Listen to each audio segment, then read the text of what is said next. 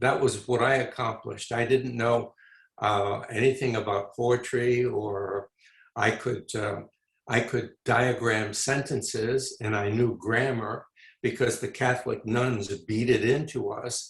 And so I could read, but the only thing I was interested in reading until I got to college were fishing and hunting magazines. So we had to, in high school, my first encounter with poetry was in high school when Miss Stuckey, she was our teacher, she made us memorize Milton's sonnet on his blindness. When I consider how my light is spent, ere half my days in this dark world and wide, I won't recite the whole thing, but we had to memorize that, which was okay. But what scared me to death was getting in front of the classroom. We all had to stand in front of the classroom and recite this poem. And I was just one of these people who I could do things behind, sitting down, but standing up in front of a group of people. That's why I was impressed to hear her talk about public speaking. My Lord, public speaking didn't begin for me until I became a teacher. So I got interested in reading, became a reader when I got off to college, and a writer. Poetry began for me, and serious reading began for me when, in my freshman English class, the professor had us read a short story by William Faulkner called Barn Burning. The story just really hit me.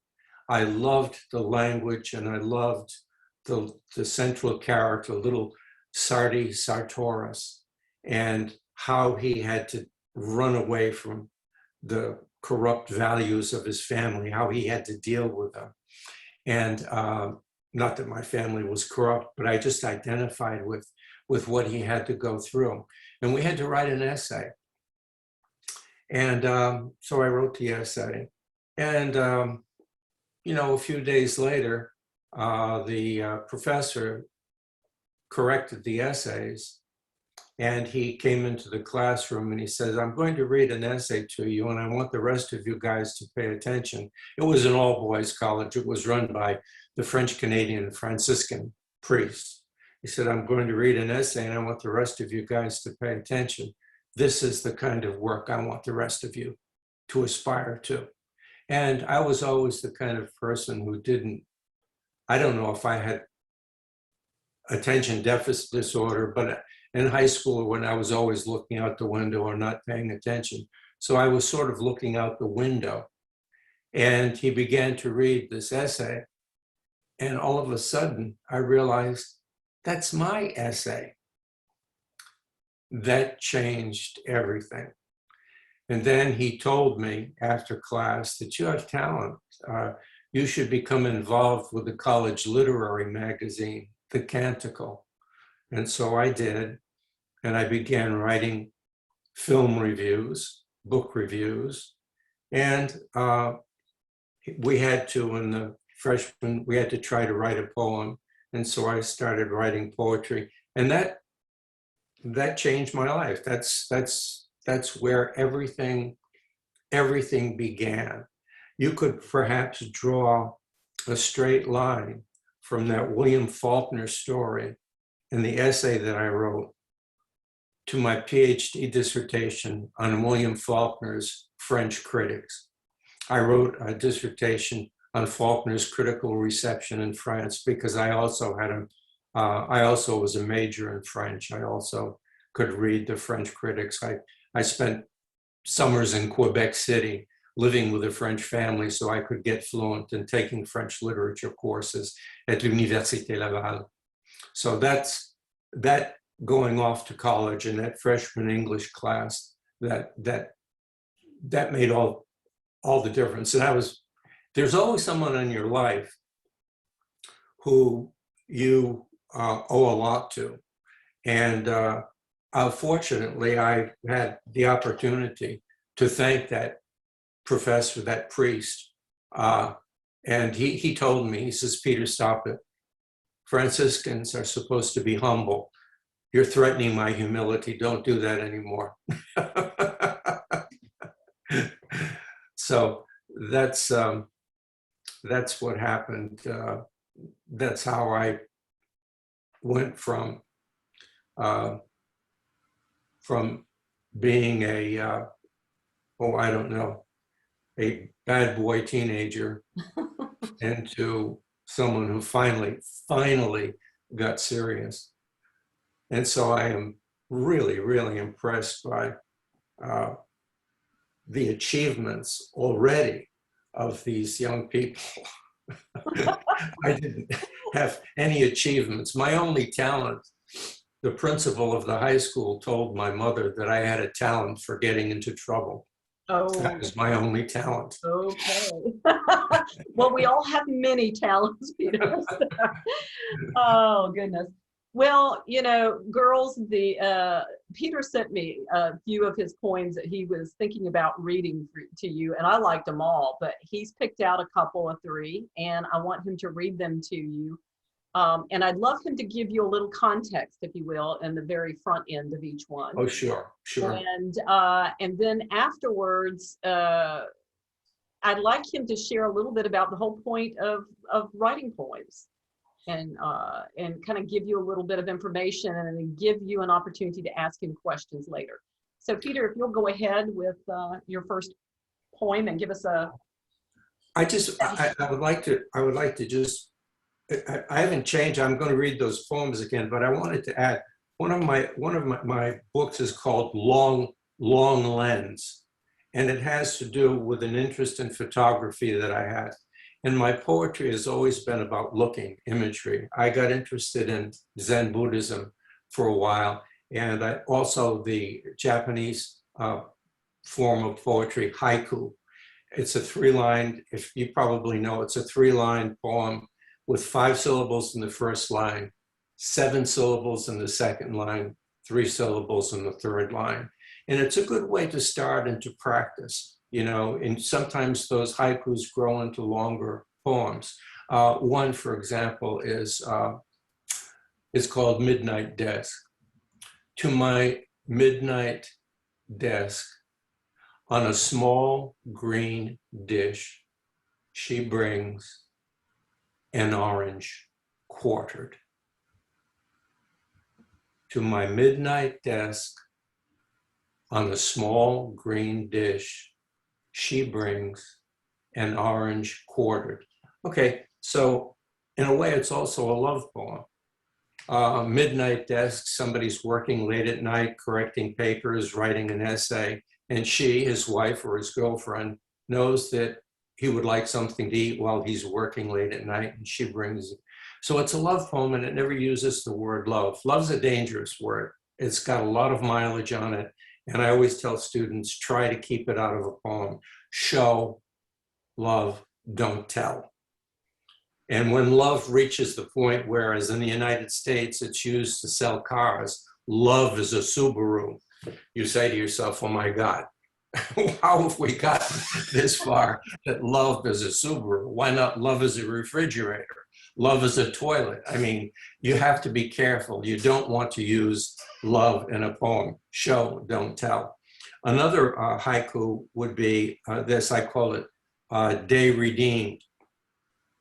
A huge orange moon, just now clearing the tree line, halts my evening walk. A huge orange moon, just now clearing the tree line, halts my evening walk. Paints a picture. You can see, paints the picture. And the tanka is a haiku with 2 more lines, 2 more 7-syllable lines. And this also has to do with imagery, with seeing. It's called power outage. I'm sure you've all experienced that when the lights go out. When the lights go out, the candles come out. Power outage. The room goes dark. candles become the evening news. 3 wavering tongues telling about stillness and that bright moon in the windows. Okay, now back to the poems that Mary and I were talking about earlier. The poem, this is a longer poem, and it is about an object. This is the object, a glass case. This is for years what I've carried my glasses in. And I was in the poem is called In the Daily Grind Cafe. I was in there before going to the university to have a cup of coffee. And I realized objects around the house, the commonplace objects tell a story. Every object says something. It has a history. And so I'm looking down and I realize that this glass case tells me how it was. It reminds me of the time when I first realized that I needed glasses. I was at just about the time I started writing poetry. I was just in college at a basketball game. And with my friend Johnny, who wears glasses, I didn't at the time. And down a few rows, there was a pretty girl with blonde hair. And he nudges me and he says, look at that blonde. And then I was squinting and he said to me, are you blind or what? And he took off his glasses and handed them to me. So I went along with his joke and I put the glasses on and the prescription was just right. And all of a sudden, the world came into focus and I could see that pretty blonde girl sitting down about 3 or 4 rows. And I went, oh Lord, I need glasses. In this glass case, the doctor I went to was Dr. David Ginsburg. And you probably can't see it in the camera, but there are some gold. Hold it up higher. Hold it up. Yeah, there you go. You can see a few gold things that are left, his name and the address of his office, Dr. David Ginsburg. It said optometrist and the rest of it. So I decided, there's a poem there. Also, there is a definition of poetry. There are lots of definitions of poetry out there, but one that I like is by a novelist, Milan Kundera.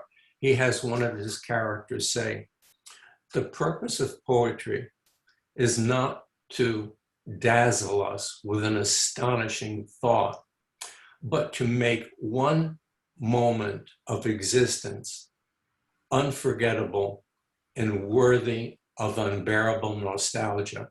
To make one moment of existence unforgettable. That's what good poems do. And poems are about moments, not days or weeks, but they're about moments. They focus on things, on moments. And this is about an object, how stories are embodied in objects, and it's also about a moment. In the Daily Grind Cafe, between yawns, I'm looking down at the white counter as if at a screen that shows a cup of coffee, a silver spoon, and this leather case that has ridden in my pockets for years, now darkened in color. It has me suddenly viewing footage almost forgotten. Johnny saying, look at that blonde. You blind or what? Offering me his wire-rimmed specs. The power just right to focus the blonde who was sadly beautiful, because now I could see. How simple, just a smooth leather sleeve, stitches on the bottom, the side no longer white, cracked on the fold, and Dr. David Ginsburg, optometrist, 86 State Street, New London, Connecticut. Himself now gone, with the gold print of his name, but not out of focus. In owlish glasses of his own, after charts and fitting, his crackly voice magnified in this small room. Peter, you've been missing so much. Welcome back to the world. In this small room, the poem is the small room. A poem is a small room that magnifies things that we often miss and we don't see because we habitually just go about our business and don't look or don't notice things. Poems magnify and bring the world back to life. That's one of the things that they do. Yeah. Another poem that Mary was talking about that is about a moment. Background for that is that I've owned 2 or 3 dogs, and I've always been a dog person, and never particularly liked cats. But when my son was 4 or 5 years old, we were living in an apartment, couldn't afford a house yet, and he wanted a cat. And I told him, well, the apartment housing has rules, you can't have a cat. But when we have our own house, if you want a dog, and I tried to, hypnotize him into wanting a dog, we'll get whatever you want to get. So wouldn't you know, the day we moved into our house, when we finally got a house, Dad, can we have a cat now? And Phyllis said to me, you promised him. And so we got a cat. A friend of ours had a cat that had a litter. And so we got a kitten, a calico. And I didn't pay much attention to the cat. And Phyllis and Keith got the cat's attention. And so this takes place shortly after my mother died. And I was going through grief and I couldn't sleep. And so rather than bounce around in bed, I came downstairs and slept on the sofa so that my wife could sleep.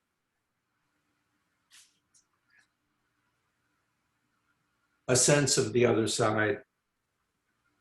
Back home at last, after seeing my mother lowered into frozen earth, I couldn't find sleep with wine or even pills when our calico, as if called, came to the sofa and did something never repeated since.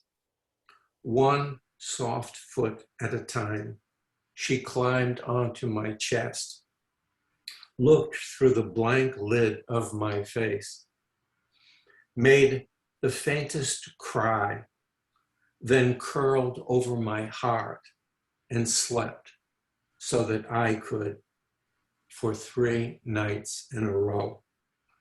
Visitations like belief, unreal against all odds. And if we have time and you want, I'll do one more about a moment. It's a little bit more. Let's take a break for a second and see if the girls get questions. Yeah, if you have any questions, and in particular about Peter's comment about how a poem is really, the purpose of it is really to sort of take out and bring a moment to life so that it is memorable always, and see what you have to say about that. Namara, if you're hearing me now, if you could come off of mute and put your camera on, and if you have anything, any commentary about that. Let's start with you. Okay. 1 second. There you are. So about what he said about a poem being bringing a moment to life and making people remember it, I think it's such a nice definition of what a poem is, because when you're writing something, you're explaining it in your own words and you're making it more alive and people are seeing it from your perspective. And yeah, I think it's really nice. Even if you're not talking about the specific moment and it's all, maybe you're talking about about COVID, like Chaitali's poem. So if you're talking about that, it does bring something to people's minds, and it makes it more alive. And I think, yeah. Sure. The descriptions that you use, I think, is what makes it come to life, because I'm a visual person. And so if I'm reading it, I want the picture painted for me, and then I can see it. It's like with Peter's last poem he read, I can literally see the cat curling up on his chest and really kind of taking some of his grief away a little bit onto it so he could sleep. So I could see that. But you know, I think you think sometimes of poems having to be of grandiose subject matters that affect the entire globe, when sometimes it's something really personal to you that is a memory, or that is a thought that evokes a memory that you can share with somebody and get it across so that it's something that they remember. And it's somehow just as powerful as anything that's a large subject to cover. So there's poetry, and then I think there's teaching. Somewhere in the middle, there's something else, I guess. What do you think, Peter? I agree. I agree that, you know, when the COVID poem, that's something that everybody can identify with. And so it's important when you're writing a poem, or I'm writing a short story, one of the questions I ask myself is what you're writing about shareable? Who can identify with this? And or is this too off center stage that it might not find a reader? And so that's a question that I ask myself: who might be interested in something like this?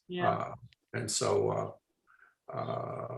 if I decide that this is too personal, throw it away, start something else. You know, I think when Chaitali, if you'll get ready to come off of mute, if you'll come on in here in a second. When Chaitali was working on her poem about COVID, one of the things that struck me is I was asking her to explain a couple of lines in the poem that had to do with the fact that things had changed, that normal was not normal anymore, they couldn't gather anymore. And in the United States, we are very family-oriented people, but in certain other cultures and countries, it's not just one thing, it's everything to them.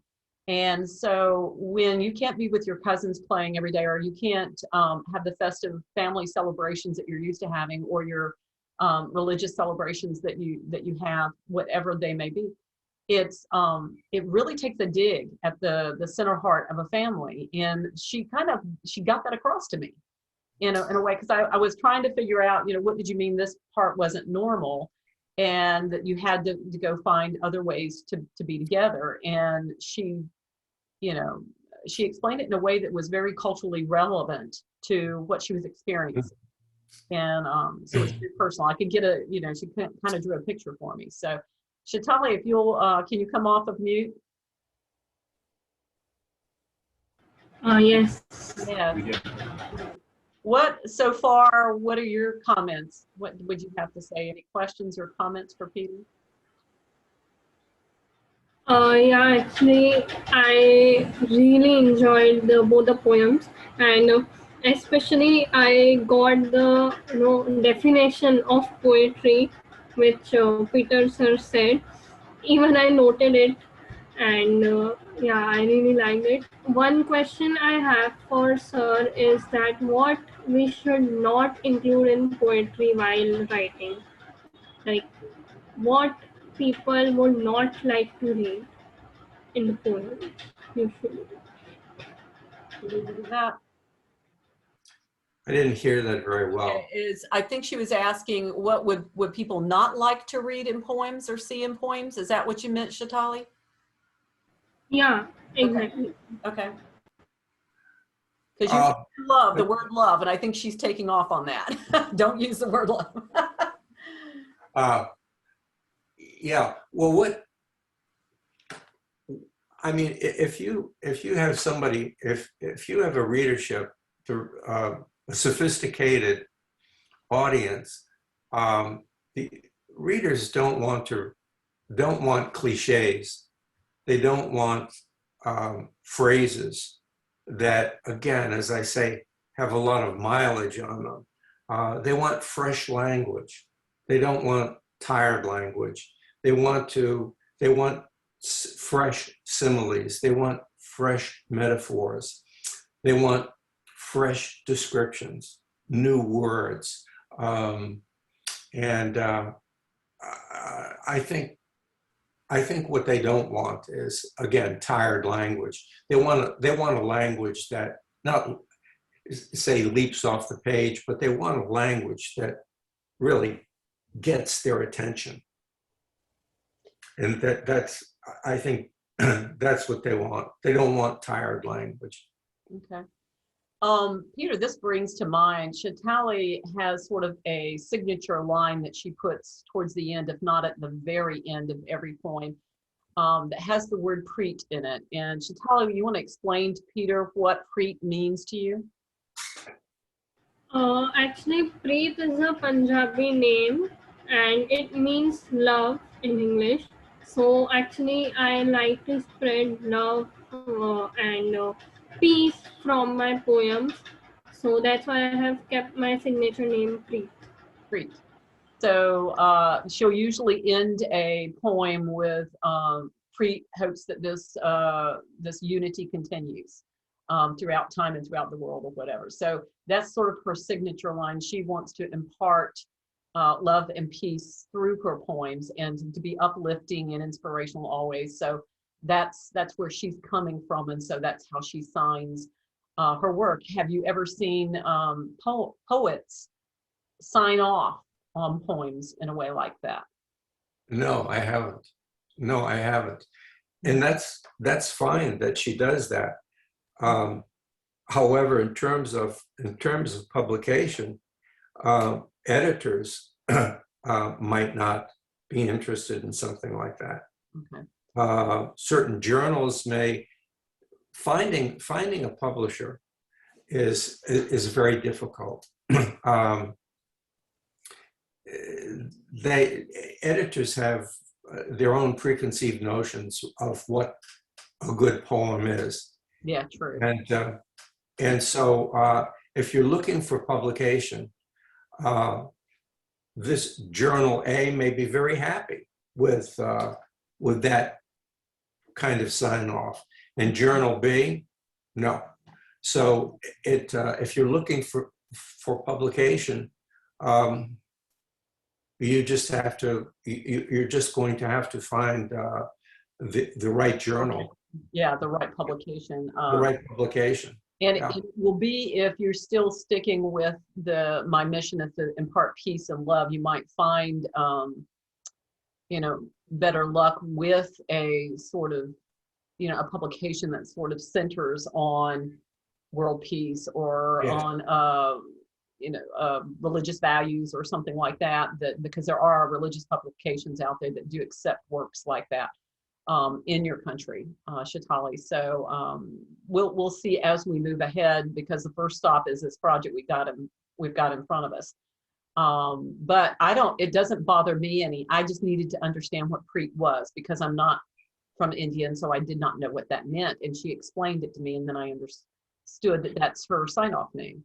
And by the way, when you send out your poems for publication, either paper submissions or email submissions to journals, do not be discouraged by rejections. I'll tell you, even at this You rejected? yes, even at this stage of the game, I can send poems out that will be rejected by a half a dozen or 10 journals, and finally one editor will see the poem and say, yes, this is what I want. And your poems were nominated. I mean, come on. So please do not be rejected. Don't be discouraged if your poems are rejected. Keep sending them out.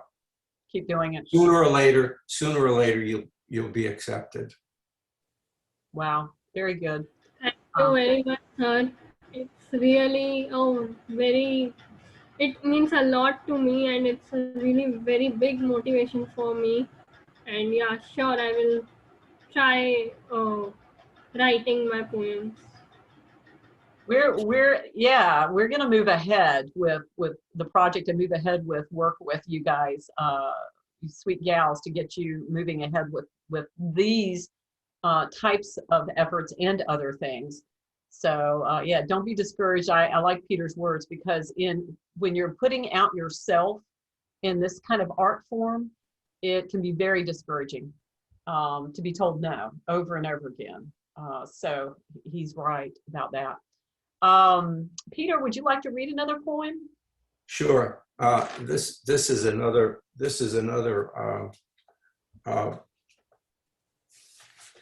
moment poem.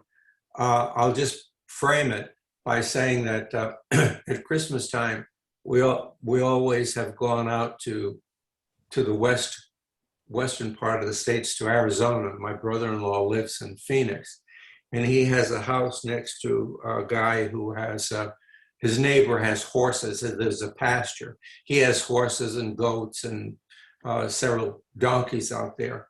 And so one time I went out there with some carrots. I pulled some carrots out of the refrigerator, and I wanted to feed the donkey. There was a very sweet, great donkey. They call them, the females, they call it Jenny. And so, a burrow. And so this is about feeding the burrow. When you feed the burrow, you hold the carrot in the palm of your hand. You don't hold it like this, unless you want trouble. Burrow at Christmas. This Jenny watched me lean against the fence from the far side of the pasture. When I dangled my hand with the carrot nub, she slowly plodded my way, stopping to rip some grass, taking her time. The first nub she lipped from the palm of my hand and crunched, allowing me to scratch her ears, pat her smooth gray flanks with those dark lines that legend says were left by the legs of Christ. With the second carrot, I was elsewhere, thinking about a Bible story. She bit and shook. My finger came back bleeding. My fault, not hers, still sweet as ever. A love bite, said my wife as I applied a bandage, but that might leave a mark. Or a lesson about presence. When you feed the burrow, just feed the burrow. Have your head about you when you're doing that. Again, that shows my influence on Zen, which always tells you, be where you are, don't be elsewhere. Put your head somewhere else. Well, this time when I was elsewhere, I paid for it. She got your attention, though. Yeah, she got my attention, definitely. By the way, guys, I'm recording this. It took me about a minute into this before I started recording it, because I knew it was going to be a great conversation, and certainly a great way to have Peter on record with his poetry reading. So I love this. I wanted you to finish off our conversation, Peter, about rhyming, because I have both these girls, that's their style. They like to do that. They say it's fun. They also feel that it gives some cadence to the poetry. It allows for memory, flow and memory. I think, if I've got that right, girls, make sure that I do.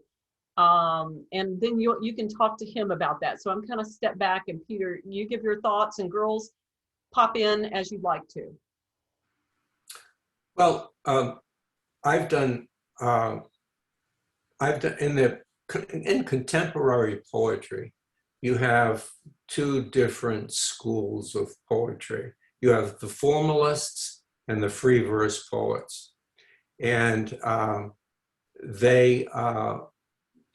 paths sometimes cross in a friendly fashion.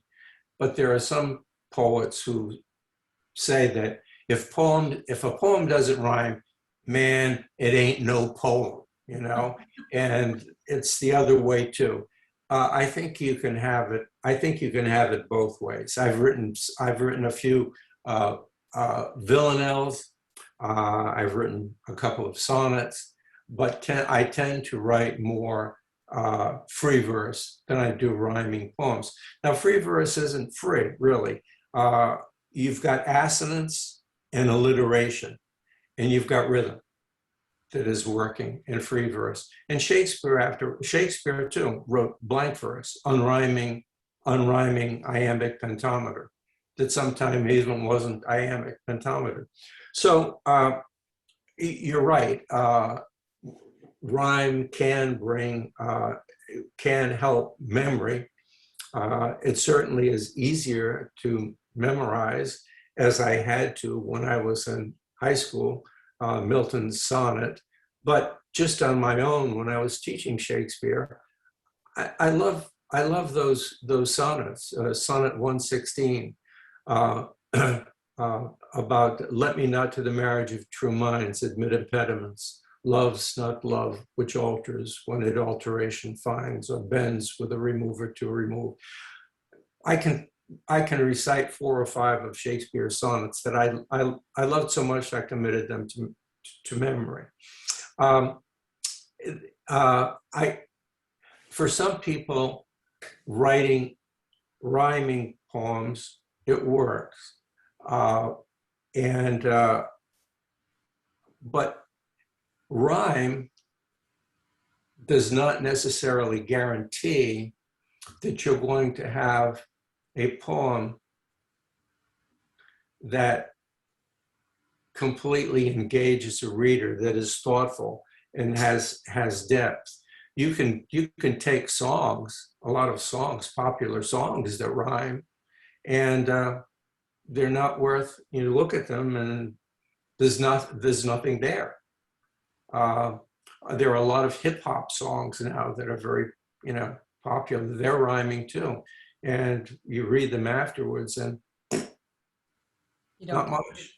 So a rhyme can help, but it is not going to always guarantee that you will have a depth, that rhyme produces depth, thoughtfulness, and engagement. So if it works for you and you are successful at producing something that is thoughtful and will engage your reader more than just once, then stay with it. Stay with it. Girls, do you have any questions for him regarding that? Or any example that you would like to bring forward, or any comments? Chaitali? Any thoughts? Sorry, could you repeat your question? I didn't hear what you said. Oh, okay. All right. Well, you're on, so we'll ask you. What I was asking, if you had any comments about Peter's thoughts on rhyming poems, and I was telling him that seems to be you guys' style. You like it, and you believe that it's creates memory. Yeah. For me, I think the concept of rhyming in a poem is a poet's personal decision. It shouldn't be something that a poet is restricted by when they're writing. But if you, for instance, I like rhyming my poems, and I feel like every poem I write should rhyme because that's my style, and every writer has their own style when it comes to writing. But even poems that don't rhyme are still very beautiful poems. And I think it's important to challenge yourself once in a while and try to, can you hear me? Yes. Yes. Yeah. I have a friend who says that he can't write anything that doesn't rhyme. That's the way his brain works. I can be that friend too. I love it. Oh, yeah. That may be it, but I like the fact that you're willing to bop yourself out of the box, Namara, every now and then if you need to, and experience something a little different, just to zero in on a moment and make it real. I think that's great. Chaitali, you have any comments? Well, even I like to rhyme the poems. I feel that it gives more a weight to the poem. The ending of the lines, it actually gives a weight to the poems. So even I like to rhyme, but when like this poem which was published with Mary Ma'am, it is the first poem which I haven't rhymed, but and I found it little bit easy because in that I just had to pen down the thoughts which were coming to me, coming in my mind, and then I just had to frame the sentence. So yeah, I found both the way convincing. So I am also looking forward for both the ways. Well, good. Peter mentioned the haiku, which is Peter, can you take that first haiku that you read? And you did it with me where you showed the cadence, how it matches up with how a haiku is supposed to be done. Well, you've got 5 syllables per Yeah. line. To my midnight desk. Mm-hmm. There you To go. my midnight desk. 3 to my midnight desk. You've got those stresses. On a small green dish she brings. Okay. On a small green dish, stress, she brings 3 stresses. Okay. All right. An orange quartered. Okay. An orange, one's a quartered, 2 stresses there, quartered. Mm-hmm. So you've got even stresses in those That's those what it lines. needs to be. It needs Yeah. to be the stress Yeah. points and the point. But the good thing about form, whether it's a sonnet or whether it's a haiku or a tanka, is that you have to get everything in within a small confine. Mm-hmm. So you can't just go on and on. You can't be loose. You have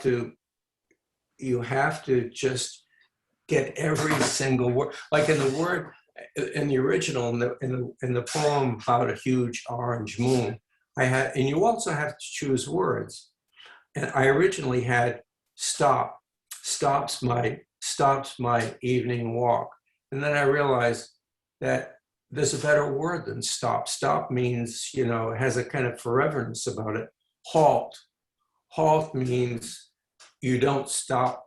Halt. You stop, you hesitate, and then you continue your walk. Halt's my evening walk instead of stops. And halt is a word, it's a fresher word than stop. Mm-hmm. Which is why I use that. And that's another thing when writing, especially poetry. A friend sent me a poem that I'm going to look at after we finish this and give him some suggestions. Don't hesitate to use the thesaurus. Word choices. When you finished writing a poem, ask yourself with every line, is there a better word? Is there a better adjective that would really bring this noun to much greater life? Mm-hmm. Don't hesitate. But you don't want, when you use this thesaurus, you don't want to choose a word that is too gaudy, that is too, too grandiose. yeah.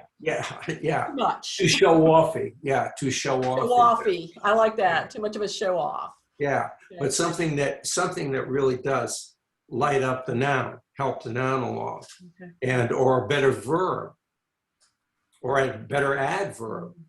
You can always find better word choices. Yeah, agreed. Especially in poetry. And so that's what I do myself, and I always told students, after you think you finished a poem, ask yourself, at word for word, go through it word for word and see if there would be a better word. And most of the time you're going to find at least 2 or 3 better words in the poem that you could find for the poem. I agree. Fantastic.